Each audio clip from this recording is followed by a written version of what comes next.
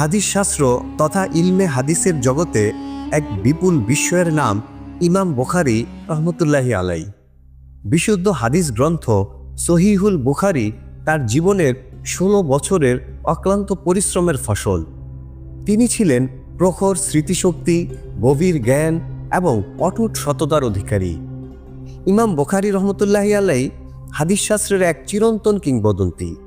পুরো জীবনটাই তিনি হাদিস সংকলন, অধ্যয়ন ও পাঠদানের জন্য উৎসর্গ করেছেন। তিনি ছিলেন সমকালীন যুগের শ্রেষ্ঠ ইমাম ও অনন্য ব্যক্তিত্ব। যেখানেই তিনি যেতেন মানুষ তাকে সম্মান ও শ্রদ্ধার সঙ্গে বরণ করে নিতেন। কিন্তু শাসক গোষ্ঠীর রোষানলে পরে জীবন সায়ান্নে এই মহান মনীষীকে বেছে নিতে হয়েছিল নিঃসঙ্গ মৃত্যু। ইমাম বুখারী 810 খ্রিস্টাব্দ তথা 194 হিজরি সনে তৎকালীন খোরাসান রাজ্যের বোখারায় জন্মগ্রহণ করেন। খোরাসান বর্তমানে উজবেকিস্তানের অংশ।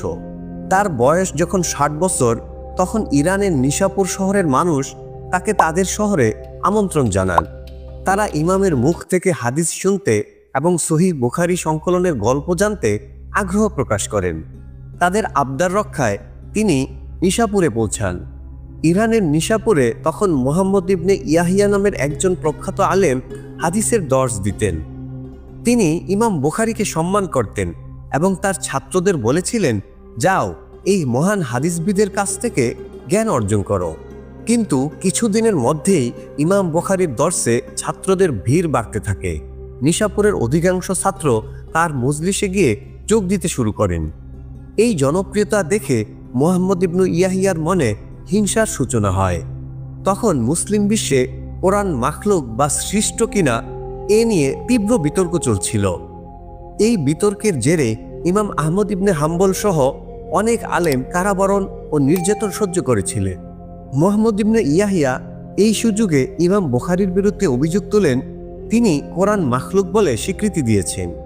এই অভিযোগে নিশাপুরের মানুষের মনে ইমাম বুখারীর প্রতি নেতিবাচক ধারণা তৈরি হয়। জনতা বিক্ষুব্ধ হয়ে ওঠেন।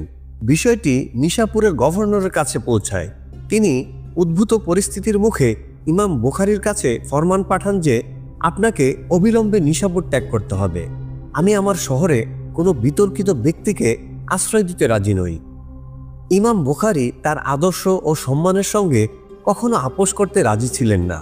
তিনি কোনো প্রতিবাদ না করে নিশাপুর থেকে প্রায় 900 কিলোমিটার পথ পাড়ি দিয়ে নিজ শহর বোখারায় পৌঁছান। বোখারায় ফিরে এসে তিনি পুনরায় হাদিসের দর্স শুরু করেন। তার মজলিসে বিভিন্ন শহর থেকে হাজার হাজার ছাত্র জ্ঞানার্জনের জন্য ভিড় করেন। এ সময় বোখারার গভর্নর খালিদ ইবনে আহমদ জাহলি তার কাছে ফরমান পাঠান, তিনি যেন গভর্নরের বাসভবনে গিয়ে তার সন্তানদের হাদিস পড়ান। ইমাম বুখারী উত্তরে বলেন, হাদিসের জ্ঞান মজলিসে বসে অর্জন করতে হয়, ঘরে ঘরে বিলি করা হয় না। আপনার সন্তানেরা আমার মজলিসে এসে জ্ঞান অর্জন করতে পারে। গভর্নর খালিদ ইবনে আহমদ বলেন, আমার সন্তানেরা যখন আপনার দর্শে বসবে তখন অন্য ছাত্রদের প্রবেশ করতে দেওয়া যাবে না। আমার দারোয়ানরা আপনার মজলিসের দরজায় পাহারা দেবে। ইমাম বুখারী এই অপমানজনক শর্ত মেনে নিতে পারলেন না। তিনি বলেন, হাদিসের জ্ঞান রাসূলের উত্তরাধিকার, যা সবার জন্য সমান।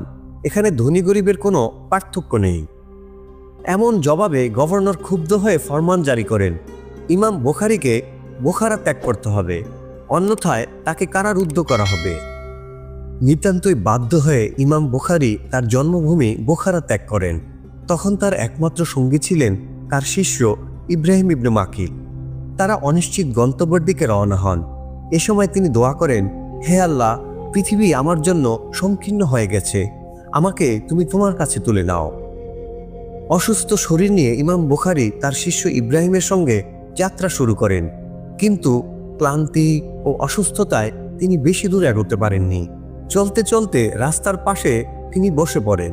এক পর্যায়ে অসুস্থতা বেড়ে গেলে তিনি মাটিতেই শুয়ে পড়েন। শিষ্য ইব্রাহিম তাকে ডাকলে কোনো সাড়া পাওয়া যায়নি। 870 খ্রিস্টাব্দের 1 সেপ্টেম্বর এবং হিজরি 256 সনের 1 শাওয়াল দিবাগত রাতে সমরকন্দের খাতরাঙ্গ গ্রামে রাস্তার পাশেই নিঃসঙ্গ অবস্থায় হাদিস শাস্ত্রের এই মহান ইমাম ইন্তেকাল করেন। ঈদের দিন জোহরের সালাতের পর তাকে খাতরাঙ্গেই দাফন করা হয়। ইতিহাস গ্রন্থ আল বিদায়া ওয়ান নিহায়ার 11 খণ্ডের 23 নং পৃষ্ঠায় উল্লেখ করা হয়েছে যে ইমাম বুখারীকে দাফনের পর তার কবর থেকে মিশকে আম্বরের মতো সুগন্ধি বের হতে থাকে এবং কবর বরাবর আকাশে লম্বা আকৃতির একটি সাদা রেখা দেখা দেয়, যা মানুষ বিস্ময়করভাবে প্রত্যক্ষ করতে থাকে। পরে আল্লাহর একজন নেককার বান্দা আল্লাহর দরবারে এই সুগন্ধি বন্ধ করার জন্য দোয়া করলে তা বন্ধ হয়ে যায়।